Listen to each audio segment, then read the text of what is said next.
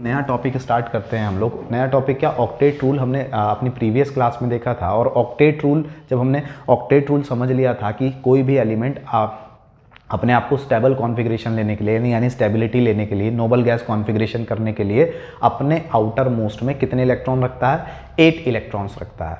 ठीक है, उसे बोला था ऑक्टेट रूल। अब हर जगह कुछ ना कुछ लिमिटेशंस होती हैं, इसी तरीके से ऑक्टेट रूल की भी लिमिटेशंस हैं, और जिसको अब पढ़ना ज़्यादा इंपॉर्टेंट है, क्योंकि हमने पहले ionic bond, covalent bond, coordinate bond या डेटिव बॉन्ड पढ़ लिए हैं। अब ऑक्टेट रूल की क्या लिमिटेशन है वो डिस्कस करते हैं। तो चलिए आज अब आगे डिस्कस करते हैं limitations of octet rule. Octet rule की लिमिटेशंस ऑफ ऑक्टेट रूल। चलिए फर्स्ट लिमिटेशन की बात करते हैं। तो पहला होता है हाइड्रोजन मॉलिक्यूल। ये पहले लिमिटेशन है ऑक्टेट रूल का, जो कि आप सब जानते हैं। ल्यूइस ने कहा था कि हर एलिमेंट स्टेबल होने के लिए each and every element want to be a stable. हर एलिमेंट चाहता है अपने आप को स्टेबल करना, और स्टेबल होने के लिए उसके पास कितने इलेक्ट्रॉन्स होने चाहिए? तो स्टेबल होने के लिए उसके पास आउटर मोस्ट में 8 इलेक्ट्रॉन्स होने चाहिए। लेकिन हाइड्रोजन मॉलिक्यूल एक ऐसा है जिसके पास, जो स्टेबल होने के लिए अपने आउटर मोस्ट में 8 इलेक्ट्रॉन को नहीं रखता है। कितने रखता है? केवल 2 इलेक्ट्रॉन्स को रखता है। तो ये क्या हुआ? ये ऑक्टेट रूल को फॉलो नहीं कर रहा है, ये अपने आउटर मोस्ट में 8 नहीं रख रहा है। तो H2 का मॉलिक्यूल क्या है? Limitations of octet rule. Means इसमें हम क्या स्टेटमेंट लिखेंगे? In case of hydrogen molecule, in case of hydrogen, it stable by sharing of 1 electron, and it fulfill their outermost shell, it fulfill their outermost shell only by 2 electrons, and does not follow octet। यानी ये क्या करता है? केवल अपने को stable बनाने के लिए अपनी आउटर मोस्ट शेल में केवल 2 ही इलेक्ट्रॉन रखता है, 8 इलेक्ट्रॉन नहीं रखता है। और ये ऑक्टेट को फॉलो नहीं करता है, ऑक्टेट रूल को फॉलो नहीं करता है। इसलिए H2 का मॉलिक्यूल फर्स्ट लिमिटेशन है। यानी ये क्या करता है? ये डुप्लैट फुलफिल करता है, ना कि ऑक्टेट। क्लियर होती है बात? तो ये फर्स्ट लिमिटेशन है। सेकेंड लिमिटेशन की जब बात आती है तो हम करते हैं incomplete octet of central metal. Incomplete octet of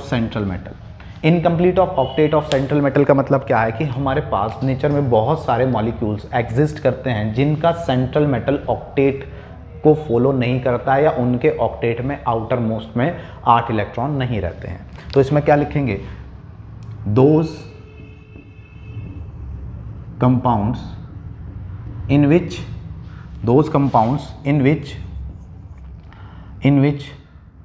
8 electrons are not present in the central atom of a molecule, in the central atom of a molecule, their central atom do not follow octet। जैसे ये second limitation है कि बहुत सारे atoms और molecules ऐसे होते हैं जो सेंट्रल एटम या मॉलिक्यूल्स होते हैं जिनका ऑक्टेट फुलफिल नहीं होता है, एग्जाम्पल, लेकिन नेचर में एग्जिस्ट करते हैं। जैसे मैं कहूँ BeCl2, बेरिलियम क्लोराइड। अब बेरिलियम क्लोराइड में हमें पता है कि बेरिलियम का एटॉमिक नंबर 4 होता है, और इसके आउटर मोस्ट में, यानी फर्स्ट शेल में 2 इलेक्ट्रॉन और सेकंड शेल में भी 2 इलेक्ट्रॉन, तो इसके आउटर मोस्ट में 2 इलेक्ट्रॉन्स होते हैं। वहीं क्लोरीन जो होता है, क्लोरीन का आउटर मोस्ट में 7 इलेक्ट्रॉन्स होते हैं। वहीं दूसरे Cl की बात करूं तो इसके आउटर मोस्ट में भी 7 इलेक्ट्रॉन्स होंगे। अब ये अपना ऑक्टेट फुलफिल करने के लिए 1 इलेक्ट्रॉन शेयर करेगा, वहीं ये वाला Cl भी अपना ऑक्टेट फुलफिल करने के लिए एक इलेक्ट्रॉन शेयर करेगा, तो क्लोरीन का तो ऑक्टेट फुलफिल हो गया।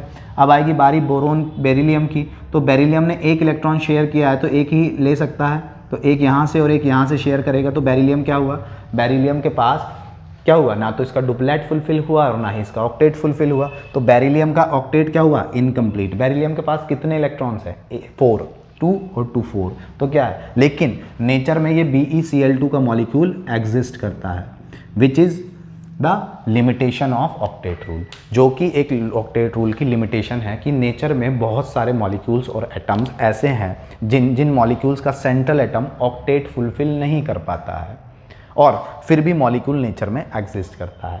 तो ये क्या है, ये ऑक्टेट रूल की लिमिटेशंस है। BeCl2 ही ऑक्टेट रूल की लिमिटेशन नहीं होगी। हम दूसरा एग्जाम्पल ले सकते हैं, मैं यहाँ लिख रहा हूँ, दूसरा एग्जाम्पल हम लोग ले रहे हैं BF3। तो BF3 में देखें तो बोरोन के आउटर मोस्ट, बोरोन का एटॉमिक नंबर 5 होता है, 2 3, आउटर मोस्ट में 3 इलेक्ट्रॉन्स होते हैं, तो 1 2 3, ठीक है। और फ्लोरीन के आउटर मोस्ट में तो 7 ही होते हैं, इस यहाँ भी फ्लोरीन होगा और उसके आउटर मोस्ट में भी 7 इलेक्ट्रॉन्स ही होंगे, यहाँ भी फ्लोरीन होगा और उसके आउटर मोस्ट में भी 7 इलेक्ट्रॉन्स ही होंगे। तो ये क्या करेगा, एक इलेक्ट्रॉन लेके ऑक्टेट फुलफिल करेगा, ये वाला इलेक्ट्रॉन लेके ऑक्टेट फुलफिल करेगा, ये फ्लोरीन ये इलेक्ट्रॉन लेके ऑक्टेट फुलफिल करेगा। बोरोन की जब बारी आएगी तो बोरोन एक इलेक्ट्रॉन इससे शेयर करेगा, एक इससे और एक इससे, क्योंकि एक एक इलेक्ट्रॉन दिया है तो एक एक इलेक्ट्रॉन ही लेगा, तो जिससे फ्लोरीन के तीनों फ्लोरीन का ऑक्टेट तो फुलफिल हो जाएगा लेकिन बोरोन का ऑक्टेट फुलफिल नहीं होगा। 2 4 6, बोरोन के पास केवल 6 इलेक्ट्रॉन्स रह गए, इसका मतलब बोरोन का ऑक्टेट फुलफिल नहीं हुआ। तो ये जो BF3 का मॉलिक्यूल है, इस मॉलिक्यूल के अंदर भी ऑक्टेट फुलफिल नहीं हो पाता है। तो ऐसे नेचर में बहुत सारे मॉलिक्यूल हैं जिनका ऑक्टेट फुलफिल नहीं हो पाता है, और वो क्या हैं, these are the limitations of octet rule, वो ऑक्टेट रूल की लिमिटेशंस है। यानी ल्यूइस ने कहा था कि कोई कंपाउंड, कोई मॉलिक्यूल तभी बन सकता है जब उसके आउटर मोस्ट में 8 इलेक्ट्रॉन्स हो, लेकिन वो उस कंडीशन में ये क्या बनी, ये सारी सिचुएशन क्या बनी, इसकी लिमिटेशन, क्योंकि ऑक्टेट रूल तो यहाँ पूरा नहीं हो रहा है लेकिन फिर भी ये एग्जिस्ट कर रहा है, तो इसका मतलब क्या है, ये ऑक्टेट रूल की लिमिटेशन है, ऑक्टेट रूल की कमियां हैं। नेचर में बहुत सारे ऐसे मॉलिक्यूल हैं जिनके पास 8 नहीं होते हैं इलेक्ट्रॉन, सेंट्रल एटम के पास 8 इलेक्ट्रॉन नहीं होते और फिर भी एग्जिस्ट करते हैं। तो ये क्या है, ये ऑक्टेट रूल की दूसरी कमी है और ये ऑक्टेट रूल की फर्स्ट लिमिटेशन है। होप आपको क्लियर हुआ होगा। अब आगे की नेक्स्ट लिमिटेशंस की बात करते हैं। केवल यही ऑक्टेट रूल की लिमिटेशन नहीं है, और भी बहुत सारी ऑक्टेट रूल की लिमिटेशंस हो सकती हैं। वो क्या क्या होती हैं तो वो भी डिस्कस कर लेते हैं। थर्ड ऑक्टेट रूल की जो लिमिटेशंस डिस्कस करने वाले हैं, वो थर्ड लिमिटेशन जो है वो कौन सी है तो वो देख लेते हैं। थर्ड है odd electron system, odd electron system, ठीक है। इसमें क्या है कि many molecules contain odd electron system in their outermost shell, example NO and NO2। यानी बहुत सारे मॉलिक्यूल्स ऐसे हैं जिनके पास 8 इलेक्ट्रॉन तो होते ही नहीं है, आउटर मोस्ट में 8 इलेक्ट्रॉन तो होते ही नहीं है, और 8 के अलावा जैसे अभी पीछे हमने देखा या तो 4 थे या 6 थे या 2 थे, लेकिन इनके पास ना तो 4 है ना 6 है ना 2 है, ओड नंबर में इलेक्ट्रॉन है और फिर भी नेचर में एग्जिस्ट कर रहे हैं। तो ये भी क्या है, ऑक्टेट की रूल की लिमिटेशन। एग्जाम्पल बना के देखते हैं। जैसे नाइट्रोजन मोनोऑक्साइड के अंदर देखें तो हमें बताएं नाइट्रोजन के आउटर मोस्ट में कितने इलेक्ट्रॉन्स होते हैं। नाइट्रोजन का एटॉमिक नंबर क्या होता है, 7, कॉन्फ़िगरेशन होता है 2 5, तो आउटर मोस्ट में 5 इलेक्ट्रॉन्स हैं। आउटर मोस्ट में 5 इलेक्ट्रॉन्स हैं तो हमने बना दिए 5 इलेक्ट्रॉन्स, ठीक है। ऑक्सीजन है, ऑक्सीजन का एटॉमिक नंबर कितना होता है, 8, और इसका क्या होगा 2 6, आउटर मोस्ट में 6 इलेक्ट्रॉन्स हैं तो 2 4 और 6। अब ऑक्सीजन को ऑक्टेट फुलफिल करना है तो ये 2 इलेक्ट्रॉन्स की शेयरिंग कर लेगा और अपना ऑक्टेट फुलफिल कर लेगा। हो गया ऑक्सीजन का ऑक्टेट फुलफिल। अगर अब ऑक्सीजन का ऑक्टेट फुलफिल हो गया तो नाइट्रोजन ट्राई करेगा। नाइट्रोजन ने इसके साथ 2 इलेक्ट्रॉन शेयर किए हैं तो इसके 2 इलेक्ट्रॉन खुद शेयर कर सकता है, तो 2 इलेक्ट्रॉन ले लेगा। और जब ये 2 इलेक्ट्रॉन लेगा तो नाइट्रोजन के काउंट करो कितने हो गए, 2 4 6 और 7। नाइट्रोजन का ऑक्टेट फुलफिल नहीं हुआ और इलेक्ट्रॉन कैसे रह गए, ओड नंबर में रह गए, ओड में 1 3 5 7 वाले रैंक में, यानी 7 रह गए। और फिर भी ये एग्जिस्ट कर रहा है कैसे, N डबल बॉन्ड O, बचा हुआ लोन पेयर, और यहाँ पर बचा हुआ लोन तो ये क्या है, ये मॉलिक्यूल एग्जिस्ट करता है लेकिन ऑक्टेट को फॉलो नहीं कर रहा है और ओड नंबर में इलेक्ट्रॉन बचे हैं। तो बहुत सारे मॉलिक्यूल्स इस कंडीशन को फॉलो करते हैं और मॉलिक्यूल स्टेबल होते हैं जो कि ऑक्टेट को फॉलो नहीं करता है। तो this is also the limitation of octet rule. ऐसे ही NO2 के मॉलिक्यूल में भी होगा। तो ये थी limitations of octet rule third. अब हम बात करेंगे fourth limitation of octet rule की। अब फोर्थ लिमिटेशन बच्चों इतनी इंपॉर्टेंट रहेगी आपके लिए क्योंकि ये 11th के साथ साथ आपके नीट में, जेई में, ठीक है, और आपके कॉम्पिटिटिव लेवल पर और आपके 12th में बहुत सारी जगह पर ये प्रॉपर्टी यूज़ होने वाली है। तो ये बड़ा इंपॉर्टेंट है, इसको थोड़ा सा स्पेशल तरीके से समझना। Expanded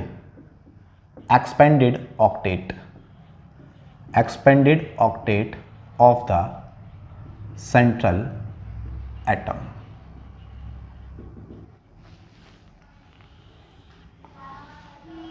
expanded octet of central atom. अब इसमें क्या है, सेंट्रल एटम और एक्सपेंडेड ऑक्टेट, तो हम लिखेंगे मैनी molecules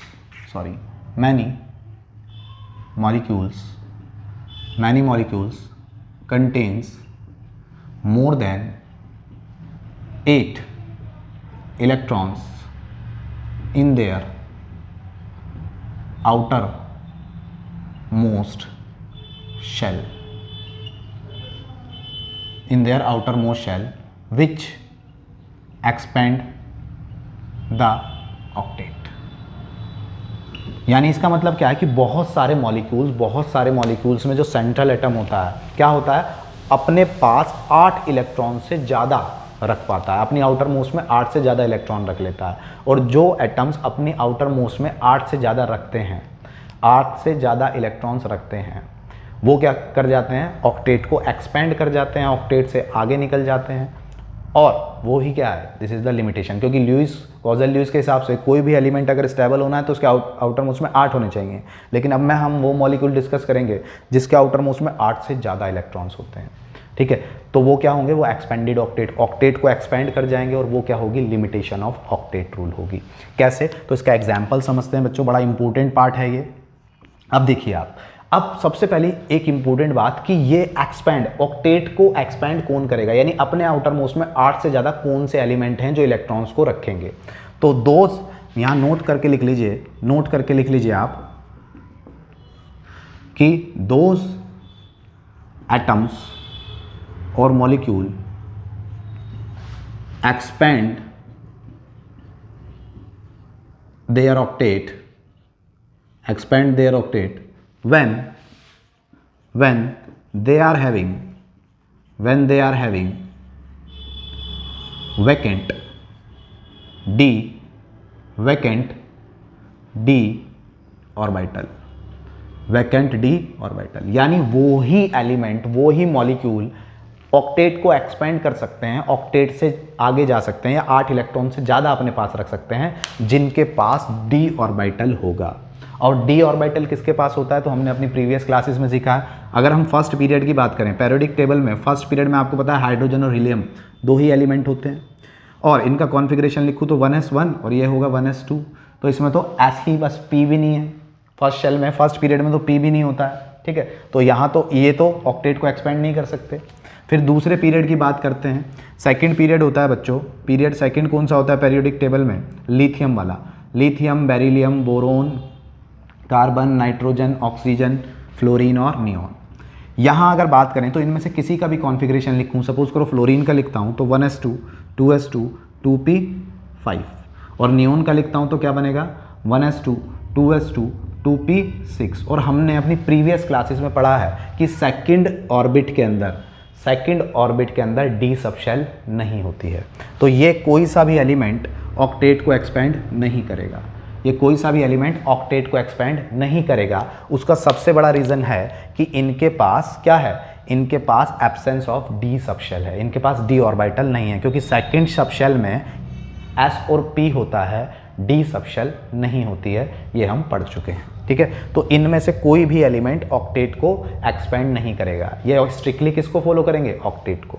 तो कौन करेगा ऑक्टेट को एक्सपेंड, तो ऑक्टेट को एक्सपेंड करेंगे थर्ड पीरियड और थर्ड से अबव आगे वाले ऑनवर्ड्स, थर्ड ऑनवर्ड्स जो भी होंगे। जैसे पीरियड थर्ड है, पीरियड थर्ड हमारे पास है sodium, magnesium, aluminium, silicon, phosphorus, sulphur, chlorine and argon.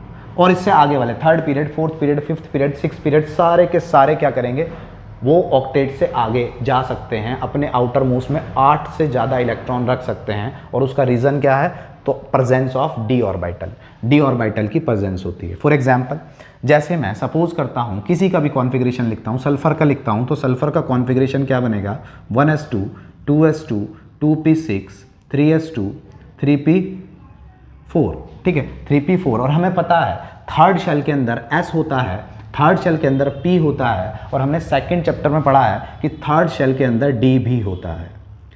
यहाँ d भी होगा जो कि ब्लैंक होगा, तो इसका मतलब यहाँ पे प्रेजेंस ऑफ d ऑर्बिटल है, प्रेजेंस ऑफ d ऑर्बिटल है। यानी यहाँ पर क्या हो रहा होगा, 3s, ये 3s का ऑर्बिटल है जिसके अंदर 2 इलेक्ट्रॉन है, ये 3p का ऑर्बिटल होगा जिसके अंदर 4 इलेक्ट्रॉन है, और ये 3d का भी ऑर्बिटल यहाँ पर होगा जो कि अभी क्या पड़ा होगा, खाली, मीन्स है। जहाँ पर 3d होता है, यानी थर्ड शेल अगर जहाँ से स्टार्ट हो गई तो उसमें d जरूर होगा, और अगर d होगा तो ये ऑक्टेट को एक्सपेंड कर जाएंगे। तो यहाँ से और third period, fourth period, fifth period के सारे एलिमेंट ऑक्टेट को एक्सपेंड कर सकते हैं। तो ये बहुत इंपॉर्टेंट बात है। इसके बाद बारी आती है एग्जाम्पल से। जैसे मैं कहूँ यहाँ से क्वेश्चन कैसे बनता है, तो क्वेश्चन बनता है कि PCl3 कि अगर हम स्ट्रक्चर बनाएं तो PCl3 का मतलब क्या है कि फॉस्फोरस का कॉन्फ़िगरेशन लिखूँ बच्चों, तो 1s2 2s2 2p6 3s2, और ये क्या हो गया 3p3। और हमें पता लग गया इसका आउटर मोस्ट में क्या है 3s ये है जिसके अंदर 2 इलेक्ट्रॉन्स है, मैं यहाँ बना देता हूँ। 3p ये है जिसके अंदर 3 इलेक्ट्रॉन्स हैं, और क्योंकि 3 थर्ड शेल आ गई है तो यहाँ d भी होगा जो कि अभी ब्लैंक होगा, 3d खाली पड़ा है। तो क्या होगा, अब देखिए इस p को के साथ कितने Cl आएंगे, कितने, देखिए फॉस्फोरस है तो फॉस्फोरस के आउटर मोस्ट में, देखिए फॉस्फोरस के आउटर मोस्ट में कितना होता है 2 8 5, आउटर मोस्ट में 5 इलेक्ट्रॉन्स हैं, आउटर मोस्ट में फॉस्फोरस के 5 इलेक्ट्रॉन्स हैं, और 5 इलेक्ट्रॉन्स हैं तो क्या होगा 3 Cl को जुड़ना है, तो 3 Cl जुड़ जाएंगे। तीनों Cl के आउटर मोस्ट में कितने हैं 7, तो ये एक शेयर करके ऑक्टेट फुलफिल कर लेगा, ये भी एक इलेक्ट्रॉन शेयर करके ऑक्टेट फुलफिल कर लेगा, और ये भी एक इलेक्ट्रॉन शेयर करके ऑक्टेट फुलफिल कर लेगा। तो क्या बनेगी स्ट्रक्चर, आप यहाँ देखिए, तो P एक Cl जुड़ गया, दूसरा Cl जुड़ गया, तीसरा Cl जुड़ गया, और एक लोन पेयर बच गया, एक लोन पेयर बच गया, एक एक ये इलेक्ट्रॉन यहाँ शेयर हुआ, एक एक इलेक्ट्रॉन यहाँ शेयर हुआ, ठीक है। कैसे हुआ होगा, तो वो इलेक्ट्रॉन कहाँ शेयर हुआ होगा, यहाँ पर शेयर हुआ होगा। एक Cl का मॉलिक्यूल आके, देखिए ऑर्बिटल से ऑर्बिटल शेयर होते हैं, तो Cl के जो 3 ऑर्बिटल, इसका एक Cl का ऑर्बिटल खाली होगा जो यहाँ पर ओवरलैप हो गया होगा, एक Cl यहाँ पर आकर ओवरलैप हो गया होगा, और एक Cl यहाँ पर आकर ओवरलैप हो गया होगा, और इस तरीके से PCl3 बन गया होगा। यानी Cl के पास भी तो एक ये एक इलेक्ट्रॉन Cl का यहाँ शेयर हुआ होगा, यहाँ शेयर होगा, यहाँ, और ये बॉन्ड बन गया होगा। लेकिन अभी हमें पता है कि अगर हम क्या PCl3 तो बन गया, क्या PCl5 बन सकता है, PCl5 बन सकता है, तो हाँ बन सकता है, क्यों, इसके पास 2 इलेक्ट्रॉन्स हैं। तो अगर मैं इसको रब कर दूं तो PCl5 में क्या होगा, इसके पास 2 इलेक्ट्रॉन अभी बचे हुए हैं, और 2 Cl अगर आ जाएं, 2 Cl अगर आ जाएं तो उनके आउटर मोस्ट में भी कितने होंगे 7, और दोनों को नीड होगी कितने, एक एक इलेक्ट्रॉन की शेयरिंग की, तो एक इलेक्ट्रॉन ये वाला ले लेगा, एक इलेक्ट्रॉन ये वाला ले लेगा। अब सबने अपना अपना ऑक्टेट फुलफिल कर लिया, 5 Cl ने, तो अब फॉस्फोरस की बारी आएगी, तो फॉस्फोरस क्या करेगा, एक इससे शेयर करेगा, एक इससे शेयर करेगा, एक इससे शेयर करेगा, एक इससे, एक एक इससे शेयर करके फॉस्फोरस के पास कितने हो गए 2 4 6 8 10, मीन्स फॉस्फोरस के आउटर मोस्ट में कितने हो गए 10। तो क्या फॉस्फोरस 10 इलेक्ट्रॉन रख सकता है, हाँ जी रख सकता है। क्यों रख सकता है, 3 तो यहाँ फिट हो जाएंगे, बचे हुए इलेक्ट्रॉन कहाँ जाएंगे, यहाँ पर। क्यों, क्योंकि उसके पास खाली है, उसने अपना 2 मंजिल मकान बनाया हुआ है, नीचे वाली मंजिल में वो खुद रहता है, लेकिन ऊपर वाली मंजिल पूरी खाली पड़ी है, तो अगर गेस्ट आएंगे तो उसमें रह सकते हैं। ये यहाँ पर रखवा लेगा, कैसे रखवाएगा तो वो समझिए, कैसे रखवाएगा तो वो समझिए। अब देखिए मैं इस सारे पार्ट को मिटाता हूँ एक बार दोबारा, कि फॉस्फोरस था, हमने देखा 3s में 2 इलेक्ट्रॉन्स, 3p में 3 इलेक्ट्रॉन्स, और 3d में 5 इलेक्ट्रॉन्स होते हैं, लेकिन 3d अभी खाली पड़ा है। ये 3p है, 3p में कॉन्फ़िगरेशन से ये आया था। अब कि अनपेयर्ड तो 3 ही हैं, तो 3 ही इलेक्ट्रॉन आ सकते हैं। तो क्या होगा, पहले ये क्या होगा, पहले अपने आप को, ये इसकी ग्राउंड स्टेट है, ये इसकी क्या है ग्राउंड स्टेट। अब ये पहले करेगा एक्साइटेड स्टेट में जाएगा। एक्साइटेड स्टेट का मतलब है ये अपना ये वाला इलेक्ट्रॉन यहाँ जंप करा के यहाँ भेज सकता है। क्यों? क्योंकि इसके पास d ऑर्बिटल है और खाली है, तो ये अपना इलेक्ट्रॉन जंप कराकर यहाँ भेजेगा और ये क्या बन जाएगा, इस पोजीशन में आ जाएगा, एक्साइटेड स्टेट में आ जाएगा। अब इसके पास कितने हो गए, एक इलेक्ट्रॉन यहाँ भी पहुँच गया। तो अब आप देखिए इसके पास कितने अनपेयर्ड हो गए, कितने अनपेयर्ड हो गए, 5 अनपेयर्ड इलेक्ट्रॉन को कितने इलेक्ट्रॉन चाहिए शेयर होने के लिए, 5 और 5 Cl के इलेक्ट्रॉन्स हैं, तो पाँचों Cl के इलेक्ट्रॉन्स यहाँ पर आकर शेयरिंग कर लेंगे और क्या बन जाएगा PCl5, क्योंकि इसके पास जगह थी तो एडजस्ट करा लिया, तो इसलिए क्या बना PCl5 बन गया। लेकिन अब आपसे कोई ये पूछे, देखिए नाइट्रोजन, फॉस्फोरस, आर्सेनिक, बिस्मिथ, ठीक है, ये जो हैं ये एक ही ग्रुप के हैं, तो फॉस्फोरस के आउटर मोस्ट में 5 है तो नाइट्रोजन के आउटर मोस्ट में भी तो 5 होते हैं। तो अब आपसे कोई पूछे क्या NCl5 बन सकता है, क्या NCl5 बन सकता है? देखो देखने में तो ऐसा लगेगा बस क्या है, हाँ जी बन सकता है, नाइट्रोजन लिख दो यहाँ पे, नाइट्रोजन के आउटर मोस्ट में 5 होते हैं और पाँचों शेयर हो जाएंगे, देखने में तो लग रहा है, लेकिन NCl5 इज नॉट पॉसिबल। क्यों? क्योंकि नाइट्रोजन के पास डी सब शेल नहीं है। करके देखते हैं। नाइट्रोजन की बात करूँ तो नाइट्रोजन के अंदर 1s2, 2s2 और 2p3 ये कॉन्फ़िगरेशन होगा, यानी इसका आउटर मोस्ट ये है, 2s में 2 इलेक्ट्रॉन्स, 2p में 3 इलेक्ट्रॉन्स और 2d होता नहीं, 2 के आगे d होता नहीं, तो इसका मतलब d नहीं है इसके पास। तो इसके पास कितने अनपेयर्ड हैं, 3। तो अगर इसके पास 3 अनपेयर्ड हैं तो केवल 3 Cl आके ही रिएक्ट हो सकते हैं, और 3 Cl आकर रिएक्ट होंगे तो केवल NCl3 बनेगा, NCl5 इज नॉट पॉसिबल। तो क्वेश्चन आता है कि why NCl5 is not possible while PCl5 is possible. NCl5 possible नहीं होता है, PCl5 पॉसिबल होता है।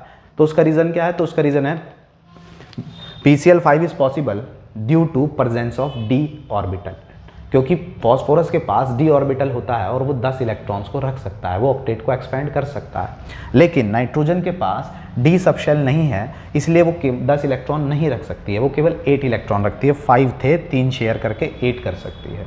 आई बात समझ?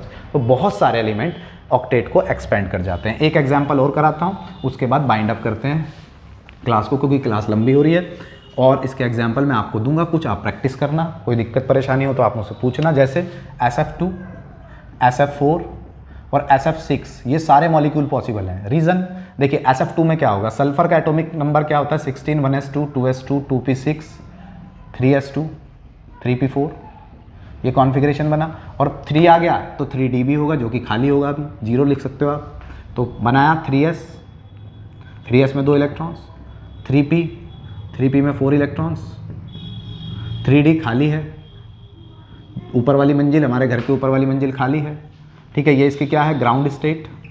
एक्साइट अगर हम SF2 का मॉलिक्यूल बना रहे हैं तो फ्लोरीन देखो क्या होगा, सल्फर के आउटर मोस्ट में 6 इलेक्ट्रॉन्स, फ्लोरीन के आउटर मोस्ट में 7 इलेक्ट्रॉन्स, ये फ्लोरीन 1 इलेक्ट्रॉन लेके ऑक्टेट फुलफिल, ये भी ऑक्टेट फुलफिल, और सल्फर 1 इलेक्ट्रॉन शेयर करके अपना ऑक्टेट फुलफिल। तो SF2 में क्या हो रहा है, SF2 के मॉलिक्यूल में सल्फर ऑक्टेट को फॉलो कर रहा है, फ्लोरीन भी ऑक्टेट को फॉलो कर रहा है और ये भी ऑक्टेट को फॉलो कर रहा है। जैसे हुआ क्या होगा, ग्राउंड स्टेट ये होगी सल्फर की, इसके पास 2 अनपेयर्ड हैं, और कौन आया होगा, 2 इलेक्ट्रॉन जो इसके पास, इन 2 फ्लोरीन आए होंगे, एक के पास 7 है, एक के पास 7 है, उसने 1 इलेक्ट्रॉन शेयर कर लिया होगा फ्लोरीन ने, एक फ्लोरीन ने यहाँ, एक यहाँ, तो क्या होगा, यहाँ बन गया होगा SF2। इस कंडीशन में क्या हुआ, SF2 पॉसिबल है और ऑक्टेट फुलफिल हो रहा है। लेकिन अगर हमें SF4 बनाना हो तो देखिए SF4 के केस में क्या होगा, एक F यहाँ भी बना दो, एक F यहाँ बना दो, दोनों के आउटर मोस्ट में फिर 7, यहाँ भी 7, ये इसके साथ एक, ये 2 इसके इलेक्ट्रॉन है, 1 इलेक्ट्रॉन ये शेयर कर लेगा, एक बाहर दिखा दिया, ऐसे ये 1 इलेक्ट्रॉन शेयर कर लेगा, बाहर दिखा दिया। अब सल्फर ने अगर इनको दिए हैं तो सल्फर इनसे लेगा भी, और अगर सल्फर ने इनसे लिए तो सल्फर के पास कितने हो जाएंगे बच्चों, इस बार सल्फर के पास हो जाएंगे 10, सल्फर के पास हो जाएंगे 10। कैसे, 2, एक ये वाला 2, 3, 4, 5, 6, 7, 8, 9, 10, तो सल्फर के पास कितने हो गए 10। क्या सल्फर रख सकता है 10? बिल्कुल रख सकता है। ये एक्साइटेड स्टेट में चला जाएगा, ये यहाँ से अपना इलेक्ट्रॉन जंप करा देगा, जंप कराने पर क्या होगा, ये वाला इलेक्ट्रॉन जंप नहीं कराएगा, ये वाला कराएगा, बाहर वाला, ये वाला जंप करा देगा, तो क्या होगा, 3s तो अभी पूरा भरा हुआ है, 3p में जो 4 इलेक्ट्रॉन्स थे वो 3 रह गए, और 1 इलेक्ट्रॉन 3d में चला गया जंप करके, 3D में चला गया जंप करके, और यहाँ कितने अनपेयर्ड रह गए सल्फर के पास? 4। तो क्या यहाँ 4 फ्लोरीन नहीं आ सकते एक एक इलेक्ट्रॉन शेयरिंग करने? हाँ जी आ जाएंगे। क्यों? क्योंकि इसके पास डी सब शेल है, और ये क्या बन गया? SF4 बन गया। अगर इसे SF6 बनाना हो तो क्या होगा? SF6 भी बन जाएगा। क्यों? क्योंकि इसका एक अनपेयर्ड ये रहा और एक अनपेयर्ड ये रहा, एक फ्लोरीन यहाँ आ जाएगा 7 इलेक्ट्रॉन्स के साथ, एक फ्लोरीन यहाँ आ जाएगा 7 इलेक्ट्रॉन के साथ, वो एक शेयर कर लेगा, ये वाला भी शेयर कर लेगा। अब सल्फर इसका भी शेयर करेगा। पहले 10 थे, अब 12 हो गए सल्फर के पास। कि क्या 12 इलेक्ट्रॉन सल्फर रख सकता है? तो देखिए कैसे रखेगा। ये तो थी ग्राउंड स्टेट, इस बार एक्साइटेड स्टेट में क्या करेगा वो? ये वाला इलेक्ट्रॉन भी जंप करा देगा। तो क्या होगा? ये भी अनपेयर्ड हो गया 3s, 3p में इसने ये वाला भी जंप करा रखा है, तो ये भी अनपेयर्ड हो गए। और यहाँ 3d में कितने इलेक्ट्रॉन पहुँच गए?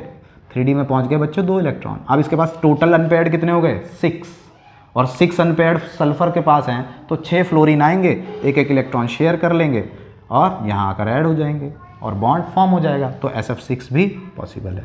तो इस तरीके से SF6 SF2 ऑक्टेट को फॉलो कर रहा था, SF4 और SF6 ऑक्टेट से एक्सपेंड हो गए, आगे चले गए। तो उसका रीज़न है प्रेजेंस ऑफ डी सबशेल। तो जिन भी एलिमेंट और कंपाउंड्स के पास डी सबशेल की प्रेजेंस होती है वो ऑक्टेट को एक्सपेंड कर जाते हैं, और ये मॉलिक्यूल ऑक्टेट रूल की लिमिटेशंस हैं। ठीक है, ये है, और PCl5 है। ठीक है, बहुत सारे मॉलिक्यूल ऐसे हैं जो ऑक्टेट रूल की लिमिटेशंस हैं। होप आपको ये बात क्लियर हुई होगी। ऑक्टेट रूल की लिमिटेशंस, ऑक्टेट रूल की लिमिटेशन यानी एक्सपेंड, ऑक्टेट रूल को एक्सपेंड केवल और केवल वो ही करेंगे जिनके पास डी सबशेल होगी, और डी सबशेल 3rd पीरियड के एलिमेंट से स्टार्ट होती है। यानी डी सबशेल 3rd पीरियड वाले element sodium, potassium, sodium, magnesium है ना, एल्यूमिनियम, सिलिकॉन से लेके, और 3rd period, 4th period, 5th, 6th period, 7th period, सबके पास डी सबशेल होती है। तो सारे के सारे ऑक्टेट को एक्सपेंड कर सकते हैं। इस तरीके से ऑक्टेट रूल भी पूरा हो जाता है। होप आपको आज की क्लास क्लियर हुई होगी। मिलता हूँ आपसे नेक्स्ट वीडियो में। Thank you.